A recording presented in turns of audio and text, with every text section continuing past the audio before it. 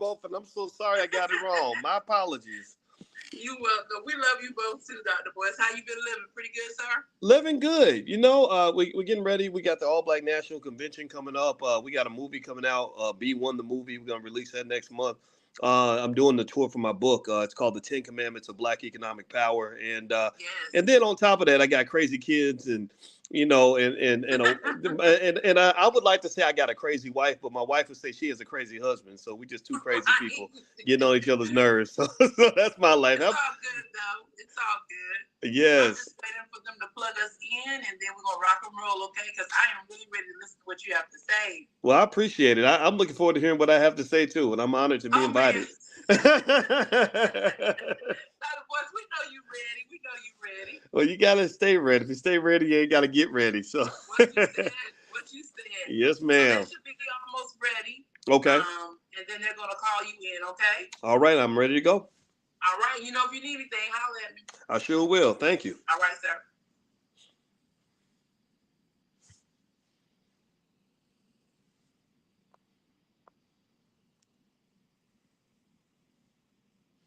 Hey, Doc. Hey, Asia. How you doing? It's good to see you. Yes, good to see you too. Yes, and I'll follow up with your message. Give me some time to kind of think about it, and we can talk next week for sure. And absolutely. I just want to make sure we that I process things properly. I'm about to go out of the country for a little bit, so a lot of stuff happening. A lot of stuff to think about. But it was a business or pleasure trip. It is. It's a little bit of both. My one of my girls is moving to Europe. And taking the whole family. So I told her that I would help her move when it was time to move. So so it's a big trip. We've been waiting a long time, and so a lot to think about. That's probably top of mind for me right now, I'd say. Yeah, congratulations. That's major. Thank you. Yeah, she's working on her doctorate, and it's like I kind of like the idea of us spreading our wings. Especially when you're young, you got to get out here and do stuff. Do stuff different.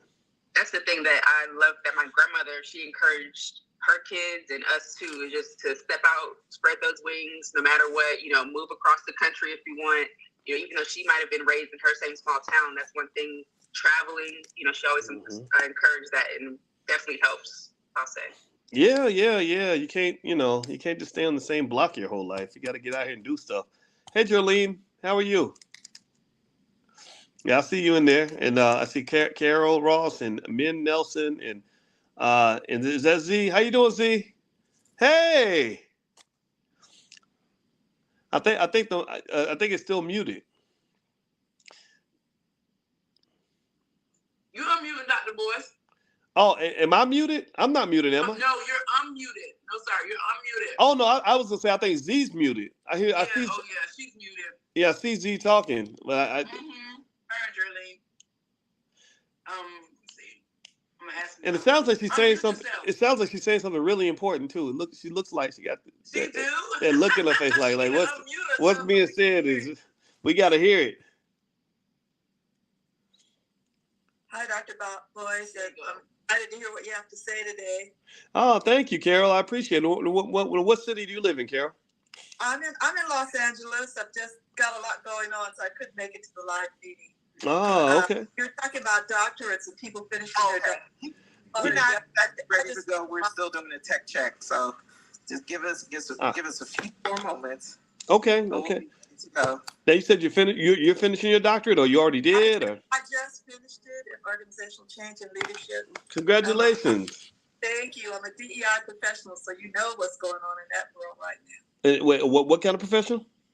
Diversity, equity, and inclusion. Oh, yeah. Well, the diversity space seems to be kind of disheveled a little bit right now. How are they adjusting? Well, there needs to be a counter narrative to all the, sort of inaccuracies that are being put out there. And I don't see that counter narrative in a powerful way yet. So I'm hopeful that maybe I can help be part of that. Yeah, well, good luck. That's gonna be a tough fight. Whew. Yeah. Oh my goodness. If if Z is ready, we can get started. I can just start talking until the tech check is done. So we're ready. Okay. All right. Can you hear me? Yeah, sure can. Okay, awesome. So, Dr. Boyce Watkins, like I said before, he is an author, entrepreneur, father, husband. He has the All Black National Conference coming up in October, and he also has generated a million social media views per week on all of his various platforms. And he is going to talk to us today about social media and more. And thank you so much for being here with us, Boyce. Thank you so much for having me. I'm honored to be here, and shout out to Z for hosting this conference. I think it's and the team as well, because I know these things are impossible to do on our own. And I will say that that this is important. I think that intelligent people from our community should be getting together, solving critical problems, sharing information, helping each other get better. And that's one of the things we do every year at the convention is we basically realize that that our people have the ability to have our own universities, our own institutions, our own everything. If that's what we need, it doesn't mean we exclude anybody else. It just means that we have to, in my view, be willing to accept the idea that we are among the most intelligent people on the planet. We're a whole lot more than just rappers and basketball players. But unfortunately, when you're talking about media and coverage and things like that, they tend to focus on a select few of us, and they ignore the masses of us.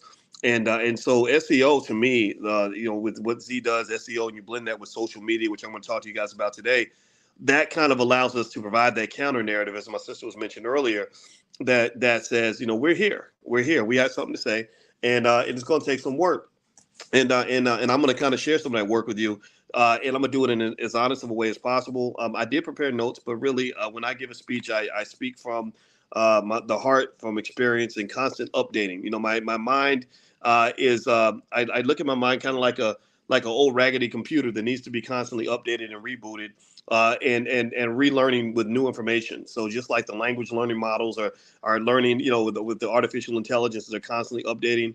I might be artificially intelligent. I don't know if I'm really intelligent. I can be artificially intelligent, and you have to update. And so one of the updates that's happening right now is just this past week, my Instagram page, which had over 400,000 people on it, 433,000 highly engaged users. Instagram just out of the blue just shut it down. They just got rid of it, and they didn't really explain why. There wasn't any due process. They just kind of went in and just kind of did almost like a digital genocide, and just said, we're going to wipe this off, and we're not going to allow any sort of due process. Now, of course, you're not happy with that, and of course, we're working on that, right? We're talking to lawyers and all this other stuff. However, here's the thing. None of this surprised me. None of this surprised me for two reasons. One, because actually, really three. One, I've seen it happen a lot to other people. The people that I admire, like Louis Farrakhan. I will not apologize for being a fan of Louis Farrakhan. He doesn't. You don't see him on social media a lot because the power of the message from the Nation of Islam is not something that is allowed to the general public. They really want. I believe they want our people to sort of be in a box, to not even hear alternative ideas. They want to control our thinking. And then second reason I knew it was going to happen is because it's happened before. I had a big a Facebook page about maybe 7 years ago that had 600,000 people on it.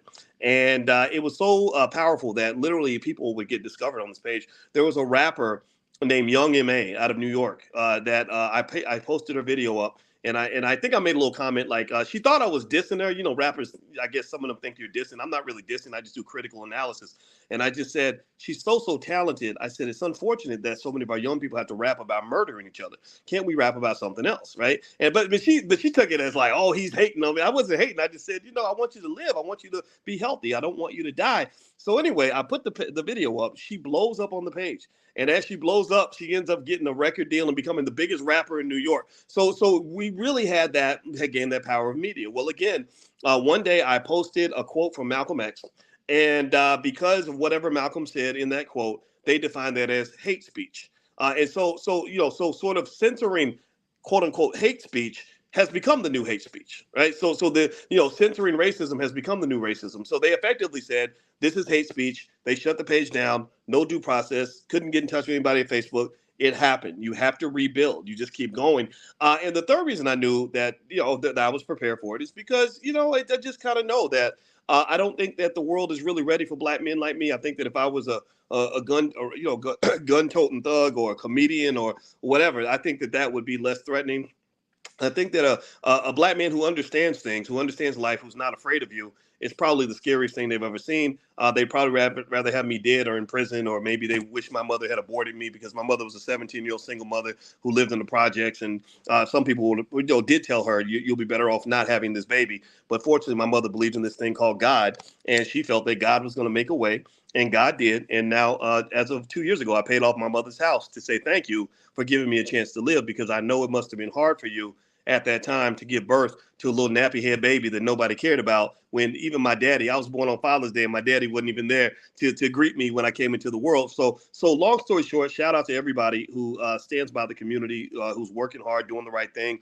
And speaking of fathers and all that stuff, I did have a father that stepped in when I was 3. He's been my father my whole life. And I've expressed my appreciation since then. I think about this every single day. And so why do I bring all this up? I bring all this up because when I talk about the social media landscape, I can give you a couple things. One, I can give you, I think, a lot of information based on my experience. I've been doing social media and all this other stuff for about 14 years now, since probably maybe 07, 08. I was teaching on the faculty of Syracuse University. I saw this thing called the internet come up, and I said, holy crap, this is going to be amazing. I'm a mathematician. I taught math for a long time, so I'm looking at scale. And I'm sitting here thinking, okay, I'm sitting here at Syracuse, right? And I'm teaching 30 kids a semester, and they're going off and doing amazing things. They're going off, and most of them don't look like us, because the tuition at Syracuse is about $73,000 a year, and so most of our people either can't afford it, and the ones who do come to that school, they're still in debt. Most of them never paid off their student loans. That's where you get the student loan crisis from. And I remember thinking it would be so nice to be able to find some way to speak to millions of our people and see what I can do to help with our wealth issue. Well, the challenge is that the media isn't necessarily open to guys who think like me. Again, even when the president would have an economic meeting to talk about how they can help the black community, they'll go talk to like a rapper or something, or they'll go talk to Al Sharpton. And I remember saying, I don't know of any background where Al Sharpton got any sort of degree in economics, but Julianne Malveaux has a PhD in economics from MIT. Maybe you should talk to her. Dr. Claude Anderson wrote the book Powernomics and has been talking about black economics for 40 years. Why don't you talk? He lives in DC. Why don't you talk to him? And then I started understanding the game, and I said, okay, if I want this to happen, I'm going to have to build it on my own. Social media was the way to get that done. And so what I started doing was I came into media with an understanding of media to some extent. The advantage was that Syracuse had a really good media school, so a lot of the future journalists would come out of that school. But I came into also thinking as a business person, and the thing about media of any form, social media, regular media, whatever you want to call it, it all comes down to these very basic ideas, like how many eyeballs can you get? Can you monetize that? How does that work? And if you think about this, media.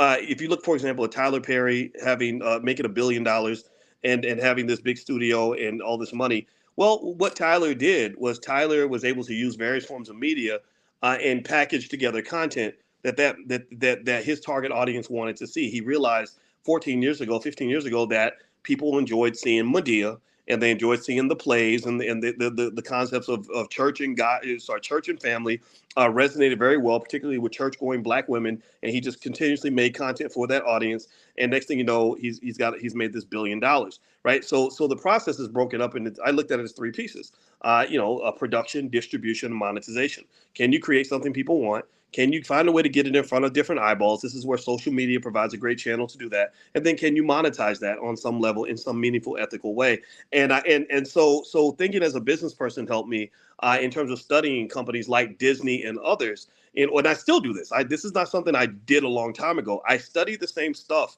repeatedly just to see what I missed the first 25 times I went through it. Like I'm listening to a book right now called The Disney Wars, and understanding how Disney was thinking when he created Snow White and Pinocchio and Mickey Mouse and everything else, and turns this into a multi-billion-dollar thing. So social media has that kind of power, that kind of potential, and you're starting to see a lot of it out there. I would encourage you to really think of it as a business, and that's where I'm coming from, and I want to lay that out so you'll know where my biases are. because I don't understand the whole game. If I were perfect at it, then I would have 100 million followers, but I'm not perfect at it. But I do have a few million, and I can tell you what how we kind of adjusted to things as they go along. So to give you a more recent update in terms of losing the Instagram page, it's fine. We have backups. We always have backups for everything. So, for example, Dr. Boyce Finance is my Instagram. If you want to follow me on Instagram, it's not as big, but we got 40, 50,000 people over there. But then here's the other thing: we didn't have one Facebook page. We had about 50. We didn't have one YouTube channel. We have about 12.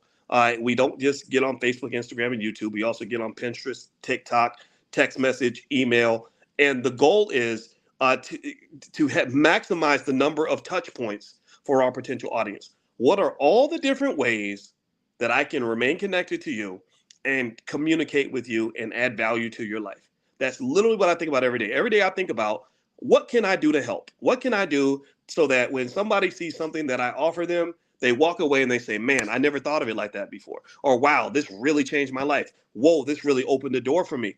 Because then the law of reciprocity kicks in. So when I'm building the Black Business School, and I'm really proud of it. I left Syracuse to create the Black Business School, and we've helped over 10 million of our people invest for the first time, which is, to me, that's a massive game changer. So you'll see more of the effects long term, though, because investing is kind of a long term sort of thing. But when it kicks in, it really kicks in. So when we're looking to raise money, or we're looking to get something done, we've got all these people that can look back and say, oh yeah, that guy, that he helped me, or somebody he was affiliated really helped us out a lot. And then that way we're creating this relationship. And so it's ironic, because my wife happens to be a therapist and a smart Black woman. Shout out to the smart Black women in the world. And she talks all about relationships. And I studied everything she studied, because what people don't know about being, I used to think being married to a therapist would be kind of fun. I was like, oh, I'll get this constant therapy so I can, deal with my issues or whatever. Because I'm a traumatized Black man. I done went through a lot of stuff.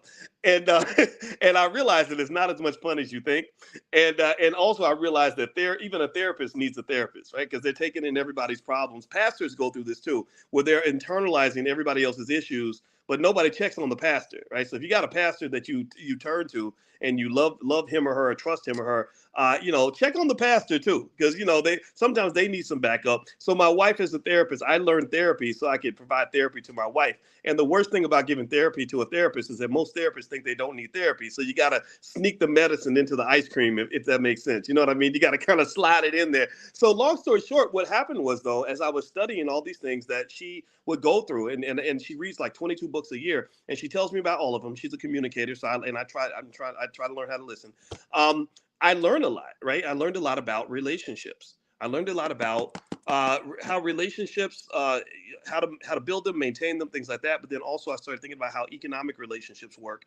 And one of the things I realized is that we're always going to be human. And the thing about human beings is that certain universal concepts like trust always apply in economics. For example, when there's a recession, the recessions tend to exist because trust goes away. I'll give you an example. Anybody remember when all the banks started going down and everybody was worried about the banks, and people were taking their money out, and they were afraid people were going to take more money out? Well, why did that happen? Well, it happened because you you didn't trust the bank with your money anymore. And fear kicks in. When fear kicks in, people don't want to do business with each other. Because I don't trust that I'm going to get my money back. I don't trust that things are going to work out okay. So the same thing that happens in relationships, like love. Like if I don't trust anybody, I'm not going to get close to anybody. I'm not going to be vulnerable to anybody, right? So these ideas are just universal. And so what's sort of the antidote to trust? Well, part of it is communication. The more I know about you, the more transparent you are, the more you come through for me, the more I can trust you. So with social media, my thought was, I want to connect with my audience, let them know they can trust me, because I'm going to be here every single day, talking to you every single day, and helping you every single day. So you'll know that Boyce ain't going nowhere, right? And that makes a big difference, because the thing about social media that I've seen in terms of mistakes is that there are a lot of people who do it, and they just don't do it consistently. They pop in, and then in their mind, maybe the idea of doing content is just this sort of big overwhelming task. Like, I got to sit down and make everything perfect and do this big extravagant production. Sometimes you just got to go live for 3 minutes while you're like, walking down the street and just say hi to everybody and give them some information that was going through your head. This is especially true for anybody that has a special skill. If you got a special skill, like you're a lawyer, well, there are a million things that a lawyer knows that regular people don't know. So if you pop in for 3 or 4 minutes and say, by the way, I was just working on a case on such and such, and I just want you to know that you can file a blah blah blah and ask the judge to give you a blah blah blah brief. Like, people will appreciate that, right? So I would say that if you're going to get involved with social media, don't let it overwhelm you. If you can have a conversation with another human being, then you can do social media, because that really, again, I'm speaking from my own bias, right? So I want to make that 100% clear. But when I'm doing social media, I'm literally thinking about it as a conversation. I'm literally saying, hey, I'm just going to talk to you like a regular person. Of course, I'm not going to be, off brand too much. I'm going to try not to show up totally raggedy. I'm not going to do, a video from the toilet or something crazy like that. But I will, I'm not going to overthink it either. And a lot of times, because you got to find where your strategic advantage is. So my strategic advantage is I'm a thinker. I think about stuff all the time. I'm figuring things out all the time. And so if I'm talking to one of my friends and saying, I just figured something out. I just realized I think Black wealth drops because Black people have a hard time staying married, and marriage is one of the keys to building wealth. Actually, like, if I'm going to say it to the person next to me, why not go live really quick and say, I had this thought really fast, right? And then at that point, you can also throw in a little call to action or some way of method of deeper connection. So, for example, everybody in here, if you text the word stock on your phone right now, text stock to 31996. I'll send you stock alerts that I like every single week. I'll send you stocks that I buy for my family. We also have something in the Black Business School called the $5 a day investing plan. I'll send you that for free. Also, which will take any family from poverty to wealth in less than a generation. I also have a training called How to Make Money Without Working. I'll send you that for free. So just text stock to 31996. So you see how I did that, right? And so if you're talking, you can at that point, I think you really want to think, okay, how can I add value? Then once you add value, well, then again, reciprocity kicks in. I gave you something beneficial. Now I'm gonna just let you know how you can help me, and that's what economics is. It's just a relationship. It's not one-sided. It's not charity. Charity is not a good economic relationship, because charity makes one side dependent and the other side becomes drained. It doesn't mean charity is not important periodically, but you can't run an economy where one party is giving and the other one's taking. I don't know if anybody's ever been in a relationship like that where you were the giver and they were the taker. Well, it's very draining. You don't want to be in a relationship like that. So what you do is you establish that reciprocity, which again is built on trust, because I pour into you because I know that when the time comes, you will also pour into me. And so my thought with social media is that consistency piece.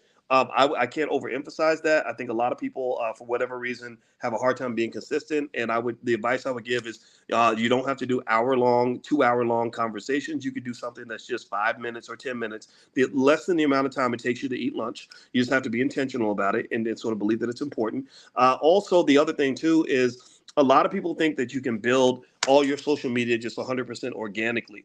Maybe you can, but I didn't do that. Organic growth to me is like going out into the ocean and trying to sail around the world with a sail, hoping that the wind blows you in the right direction and that you can get where you got to go with the wind. I would prefer, rather than be in the ocean with a sailboat, I'd rather have a motorboat. I'd rather have a boat with an engine so that even if the wind is blowing against me, I can still move the boat to my destination. So again, as a business person, you look at traditional media.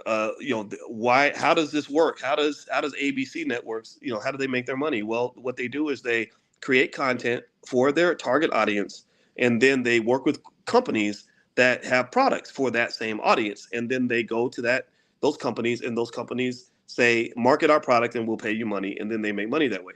Well, unfortunately, in our community, especially for people that don't have an audience that's well defined, my audience was intelligent Black people and those who really want to be intelligent. And when I say intelligent, I'm not talking about people who went to school. I don't care about going to school. I know a lot of people went to school who aren't that smart, to be honest with you. I'm talking about people who want to be smarter, people who want to learn. Those are the people that I enjoy hanging out with. People who want to break generational curses. I don't want to keep being the same community that we were before. Well, the thing is that there's not a clearly defined audience there, right? So I can't go to Procter & Gamble and get them to sponsor what I'm doing. And I really didn't want that anyway, because sometimes the conversations may become uncomfortable for those companies. So we develop products. We had product development teams with Boyce Watkins Enterprises that would say, okay, we got this audience. how can we ethically monetize this audience? What is it that we can do where we can offer them value that will make them feel good about financially supporting what we're seeking to do? And then when we made this money, I didn't go and buy a Lamborghini or a yacht. We reinvested that money. I reinvested probably 80% of that money. So as a result, we probably made $30-40 million over a decade. And I'd say the 80% of that went right back into the community, went right back into investment, right? And so, investing in whether it's platform building or team building or whatever. Like we do every year we do something called the All Black National Convention. It's going to be in Atlanta this year, and that costs hundreds of thousands of dollars. And we do this with the money that is earned throughout the year. And so effectively, what I would say to you is, I don't think that you. I could tell you this. I've seen a lot of great ideas. A lot of people pitch me ideas and stuff, and they tell me that their idea is the next big thing and it's going to transform the Black community.